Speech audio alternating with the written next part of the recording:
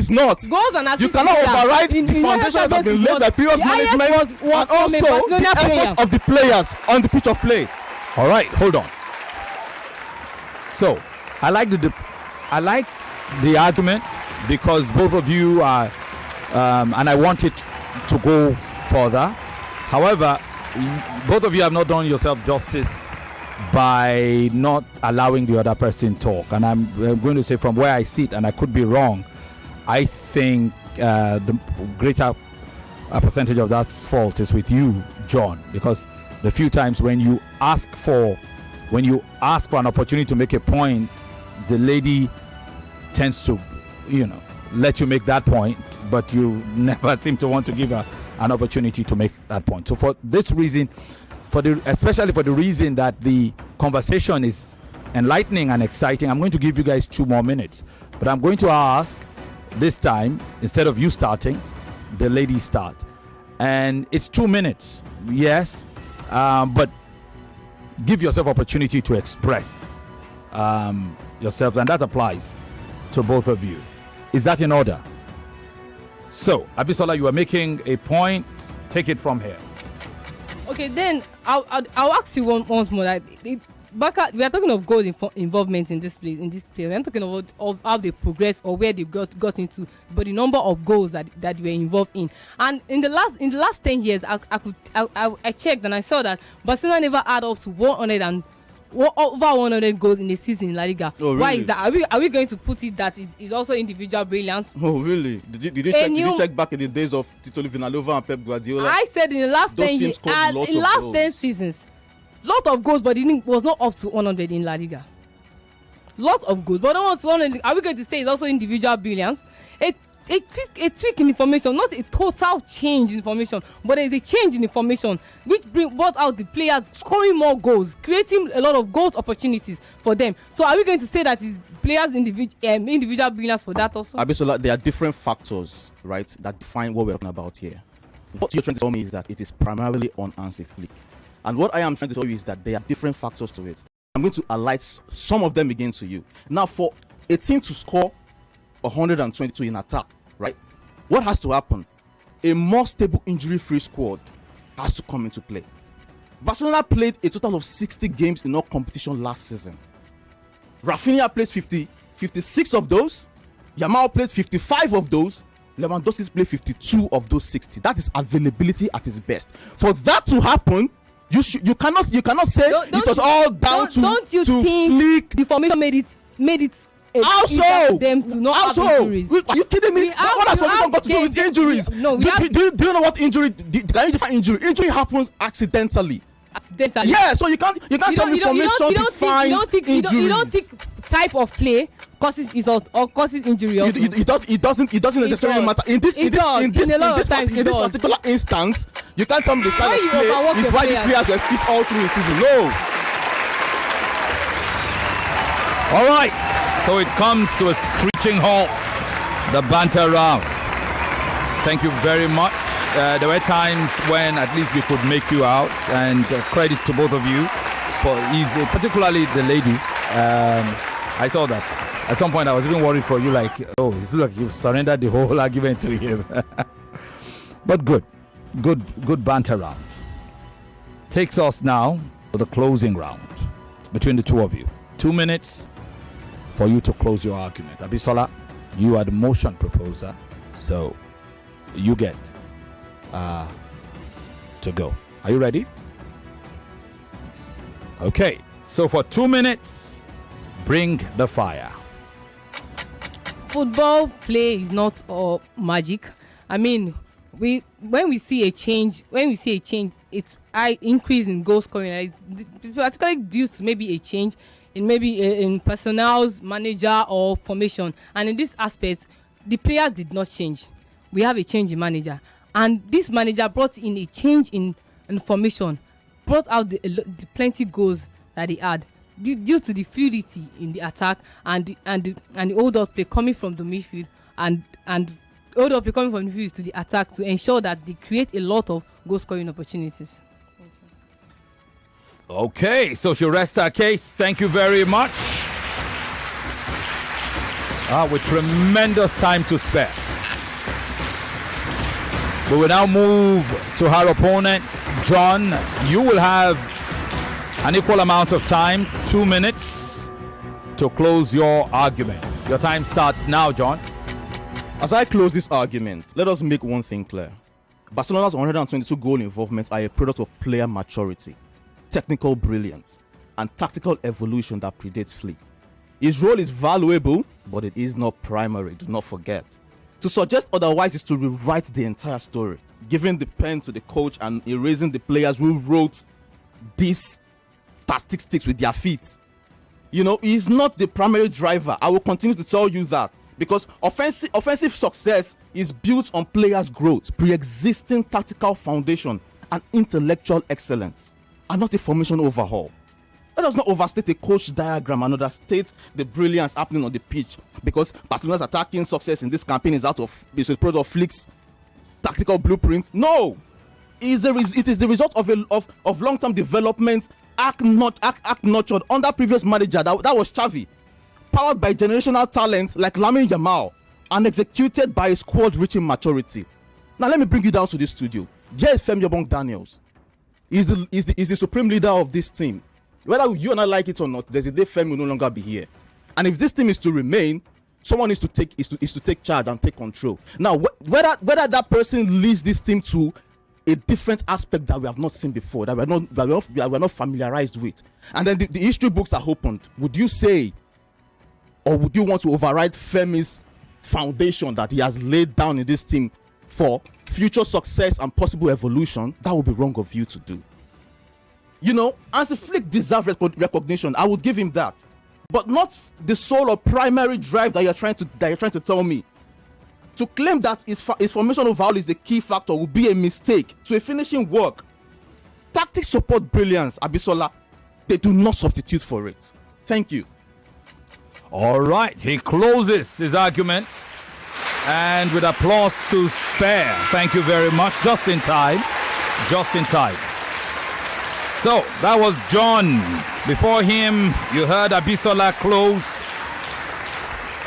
And this argument as to whether Hansi Flick's formation overhaul is the primary driver behind Barcelona's attack of 122 goal involvements. There were many points made and some opportunities missed, as is normal in every conversation. But spirited debate, super proud to have been in the studio, shared the studio with these two individuals. The judges will make up their own minds. As we've often said, the judges are looking for a number of scenarios, including how you present and all of that. And the judges have every right to make their decisions based on their observation, based on the quality too. Like I often say, it is okay to have notes during the debate and to consult your notes, but it's but you have to be careful not to go into a reading session of your notes. As we go into the more critical knockout phases, this application will begin to affect some of the contestants when we tighten up the rules a little more. Okay? Outlines, great. Word for word reading, try to avoid that. You may put a few points. But this was a brilliant debate. And I wonder how the judges perceive this. We'll figure that out in just a bit. Well done, Chuma. Well done, Overdose. And well done, Queen Lizzie. We have a minute and a half before our next break. Okay. No, we don't have to go on that break, do we? No, we'll probably have fine. Okay, so let's come down to what matters. Thank you for all your comments. We can see them from different angles. I'm seeing Chuma and I. Chuma is dripping in his red Bayern Munich jersey and all of that. And I'm sporting a Love and Tribe, my stylist for Fan Battle Season 4.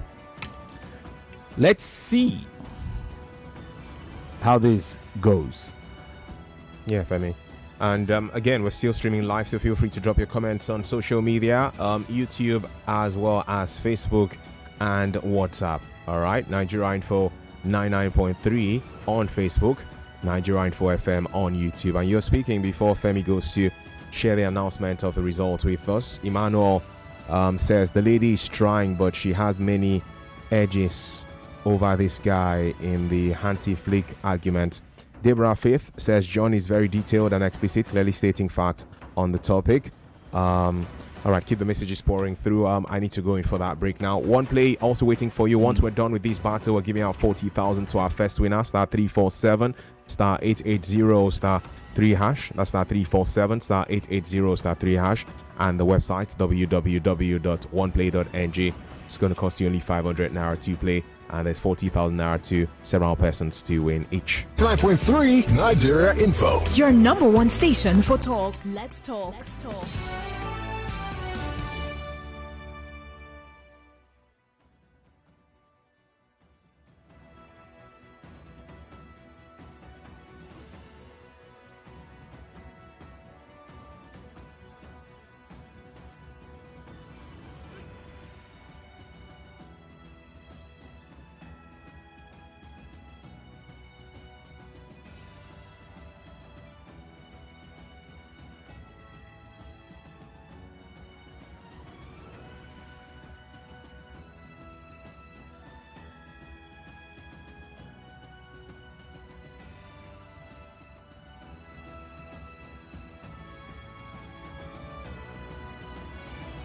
So welcome back. We approach decision time. I'd like to ask the judges for their thoughts on the performances of both of these contestants. Over those, it looks like you're good to go. Yeah, I'm good to go. And trust me, this was a case of choosing between the devil and the deep blue sea, I tell you. I mean, back and forth, points everywhere. This battle was really deep. It was intense. It was analytical. Yeah, it was. Pretty technical. It was. I mean, John, well detailed, like one of the fans actually put it. But again, you know, he had his points. Abisola, on the other hand, also caught my attention with over 10 years. Barcelona have not scored more than 100 goals. And, you know, reality is that is the case, really, when you check it. So Barcelona scored so many goals. Rafinha, Lewandowski, you know, Pedri, De Jong as well. So many goal scorers. I thought she would have even, you know, stated that Balde, you know, even the fullbacks, you know, have goal contributions. But again, I mean, you could actually relate to what she said. So I couldn't really separate. I couldn't really, to be honest. But you have my scorecard for me. But it was very, very tight. I don't know which way to tilt, to be honest. Thank you. For me, it's both parties who came through with, and I'm thinking to myself, depending on how the other battle goes, battle 4, it's going to be tough for the guys in battle 4 to top what we have gotten here. So it seems to me like it's going to be easier when you ask us that question of which victor should be seeded. I think to myself, I'm already thinking that perhaps I know whoever wins this battle is more likely than not going to have to be the better of the two victors for battle 3 and battle 4. And that's how good this contest has been. I thought it was impressive, the intro for Abisola, where she took her time to highlight all of those lines of how Rafinha scored more goals. It's not a coincidence that he scored more goals this just concluded season compared to the season before, and that Xavi. And also when she took her time to even share the stats on shots and average shots per game for Barca, 17.3 shots per game for the just concluded season compared to 15.7, and she even went back 2 seasons before. I thought that took so much research to have, you know, brought it out, and that was impressive for me. At the same time too, John came through with brilliance, you know, emphasizing the importance of chemistry beyond just what the coach does, and how the chemistry has been built from the Xavi time. These players got more used to themselves, more synergy, exuding more energy, and that led to the goals. And saying talent, not tactics, is what has led to the goals being scored by this side. Felt like he always had an answer to what Abisola brought through. I also was impressed when John mentioned that whole fact that injuries also interfere with players being around to score goals for you, you know, and you know, the fact that majority of these star players for Barca were available for most of the games, and he took his time to say, okay, Rafinha, out of 60 games played in all competitions, he was around for about 55. Lewandowski was around for this, helping to push his case on why they were able to score, because they were available. If they were out injured, it's a different ball game. So it was an exciting battle all around, and you have my result. I wouldn't say more than that. All right. Thank you very much. So lessons taken. Queen Lizzie, your thoughts? Okay, like every other person had said, this was an interesting battle. I enjoyed it. And I'm also going to say, for the opening round, I enjoyed. I'm not going to talk about the data or the research that both contestants brought, because my co-judges have talked about that. I'm just going to say, it's one thing to have a body of information. It's another thing to present that information in a way that people would actually listen and be interested, even if it's a life-saving information. Okay, so you have the data, you have the stats, but how you presenting it to people, how you feeding people. Think about taste of food and presentation of food. The food can look really nice, but it's not tasty. People might go for what looks nice and forgetting that maybe this thing is not really that sweet. And I think in the banter round, Abisola really shined. And in that case, it's for John to remember, sometimes the water that can save your life is the water that will drown you. So how you did that banter round, I think you could do more in refining how you present your banter round. Like I remember Femi mentioning once, sometimes when it comes to banter, people regurgitate what they've said in the opening and also to in the closing. So it's very important to say, I've said this before, I'll say it again, improve the quality of your argument and not necessarily your voice. That makes you look a little bit like, is this person bullying? Improve the quality of your argument. You can raise your voice. It's banter, is natural in arguments and conversations. Sometimes you just want to be heard, you might have to raise your voice, but I think that's also very important to note what you're saying, how you're saying it. Delivery is very important, remembering that this is radio. At the end of the day, if this was a regular show and it wasn't the debate competition, your listeners are listening to you. Every time you're on this show, think about, I'm presenting a show for the listeners. Are the listeners understanding what I'm saying? Are they enjoying my show? If I'm on at 7 a.m. in the morning, this is very interesting. And for the closing, prepare for your closing. You can't always wing it, because banter has a way to rattle people. If you've argued with somebody, it really rattles you. So prepare for your closing, regardless of what happens in the banter. The last thing you say most times is always the first impression that people have of you. They might forget what you did before, like the person just called me an idiot and they forgot that maybe you said good morning to them much earlier. So it's very important to prepare for your closing. At the end of the day, well done. It's not easy to come and discuss any topic at all, even if it seems like a given. It's not easy to defend something whether you believe in it or not. So well done. Thank you very much, my esteemed judges. And I agree with everything I've heard. I think that was a very brilliant debate. Technically, tactically, expressively, it was pretty good. And the judging suggests it. There's hardly anything to separate these two contestants, to be honest with you. So it speaks to the quality that you both brought into this conversation. In this kind of contest, it is the little margins that might swing it one way or the other. One way or the other. And such was the case on this occasion. I kind of feel that maybe I should read the score and then I will come back. And then we'll also take some of your comments. Where do I start from?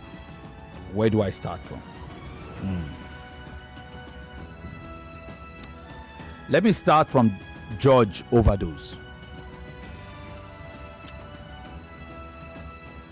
Overdose scores this way. Round one, he scores it as a draw, as a tie, 10-10. Round two, he scores it 10-9 for Abisola. Round three, he scores it 10-9 for John. making a total of 29 to 29. It's a tie for George Overdose. First round drawn, Abisola took the second, John took the third. George Chuma. Round one, he gave it 10-9 to John. To Abisola, pardon me. 10-9 to Abisola. He gave round two 10-9 to Abisola. So 2 rounds to Abisola, but 1 round to John. But the difference was in the margin. The third round he gave as 10-8 to John. And that 1 figure difference made his judging a tie, 28-28.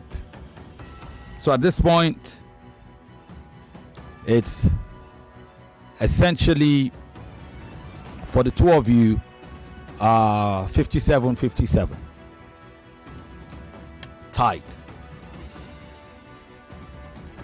On Overdose's scorecard, Abisola took 1 round, John took 1, a tie. Abisola took 2 rounds, John took 1 for Chuma, but in the final analysis, the differences was in the numbers. 10-9, 10-9 for Abisola and 10-8 for John in the third round. So bringing me to George Elizabeth's scorecard. George Elizabeth scores round 1, 10-8 for John. She scores round 2, 10-8 for Abisola. And at this point, everything is still drawn. And that brought us to the third round. Round 3, 10-7 for John.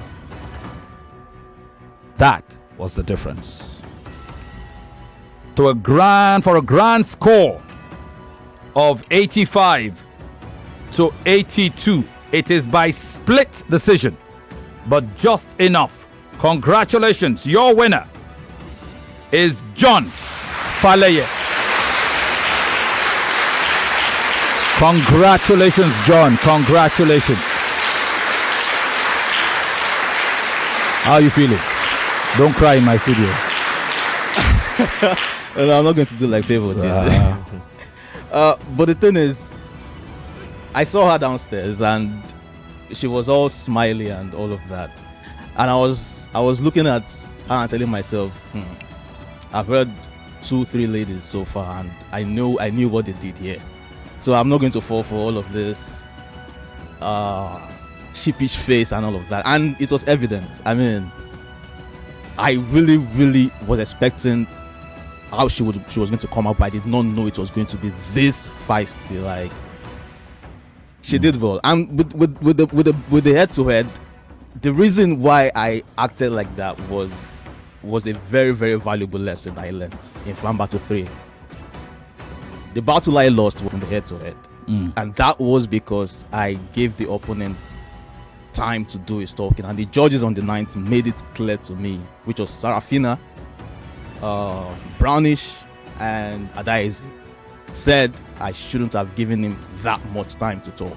Because I had him in my opening and the closing, but the head-to-head was where he had me. And I lost that battle. And I said, in Fan Battle 4, if I come back here, I am not making that mistake again. This will be war. It will be war in the head-to-head. I kind of feel that she then made that rookie mistake because she gave you too much time. I noticed that you were deliberate. And, fortunately for you, I wasn't one of the judges that would have penalized you. And here's the funny part of it. I said I don't like to tip the scales.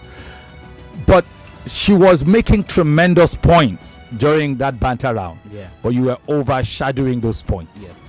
So which was also why I said, let her start in the 2 minutes. But she then surrendered those 2 minutes. She surrendered at least 90 seconds of those 2 minutes to you. It was just you talking, essentially. So it's always good when you're a veteran and you take the lessons to heart. Who did you lose to? Do you remember? Did you? Shegun. It was Shegun. It was a shouter. He shouted me down the studio. I think the defining points for today's battle, despite how close it was, which is something Queen Lizzie alluded to, was her closing. Her closing, yes. Yeah, I agree. You know, she just needed to say a bit more. You know, it felt like, yeah, that line that she had surrendered. Yeah. I know you said something yesterday, I think it was yesterday or 2 days back, that people have to be deliberate with not spending all of their stats and everything. Keep something for Nabotompo, the sweet pass. Keep something to wrap up with. But it felt like for her, she had a fantastic intro from my POV. She did well in the banter round as well too. But it just portrayed that feeling of, I'm done with everything I had to say. This closing remark, now just 2 lines I get for now. And that was where John, from his perspective, jumped on it and finished on a high. Yeah. For me, that's where she lost it for me, because basically she would have won this battle from my scoring based on battle, the intro round, and the banter round. But the closing round is where she lost it. I agree. It was that closing round that she really, really lost it. I agree with some of the judges, because the judges, Overdose gave that first round as a draw. Chuma, you even gave it to Abisola slightly, 10-9. You understand? Yes. Lizzie went the other way, giving it 10-8 to John. In that second round that was feisty, if you notice, Lizzie gave Abisola that round. Overdose also gave Abisola that round, despite John talking down, because again she was making tremendous points. She gave stats. I thought Abisola would come in a closing round and just reel out those stats that she wasn't allowed to say. That was what I thought she would do. I wanted John to opened cry. up his arguments in that banter to pick himself apart. Yeah. Even when he went to Germany and then she went to Bayern, I was like, this is brilliant. Yes. So that is the thing. The banter was it for me. And for me, the opening, why I went the way I did in the opening, you must remember, when you're talking to professionals and you're talking to people that are enthusiasts, they're two different things. If you want to tell us about a game you've watched, because we all watch the game, aside from being fans, this is a job. It's different. But if you're just telling people that are fans, it's different. So beyond what we in the studio we can hear and listen and understand, you're also thinking of your listeners. Data, beautiful, but it's not just what you say, but how you're saying it, how you're presenting it. At the end of the day, people love a bit of a flourish. People love a bit of that padding, which is why. So for me, the opening was quite close. But that banter just opened up himself so much that he was focused more on not letting you talk than actually giving a good argument. Yeah. And we're listening to the argument. We're not listening to how well you raise your voice. So you penalized him for it? Not necessarily. He penalized himself because he was not making good points. He was opening up himself, and then he was raising his voice. And she was very good. Every time you came, she countered it. Even though she didn't have enough time to talk, but she countered you so well that it was very clear there was nothing. I noticed that, and too. she did not prepare for a closing, and it broke my little heart. I noticed that too, because even the counter, she could have gone in harder with the way she countered him in the fan battle, but the clever crook would make sure we just continue making sure. I wanted to use this my second. I wanted to stone John. Let her talk. I think that Jamie Bayern thing was so sweet. The flashes of clearance. What did he do? And she's like, but Bayern, he scored more goals. That was too intelligent. That comeback. Yeah, the point where John was making a case that it was in the Nations League. Hansi Flick. Yes. And then he was talking about what Xavi had done and how did and then the lady just said, what are you talking about? That's 10 years. When they even had Messi. What did they do? They didn't score 122 goals. They had Messi, had Suarez, had all these people. They didn't score 122 goals. What are you talking about? The point in that banter round, there was a point John said about injuries. Yeah. And then she countered like but it's the formation. Yes, and John was stuttering. At some point, John was stuttering, but he was like, and then he even alluded to a point, but she didn't pick it up from there. He didn't destroy it. That line is true because you know, Slot came into Liverpool, for example, and they say, unlike what Klopp used to do, where their training sessions are energetic and everything, he ensured they trained for longer, but it's less intense on that slot. Exactly. So Liverpool hardly had injury challenges under this slot, guys. So that thing is true. That her response was right. So she really prepared that closing the data, the facts. You have to prepare your closing.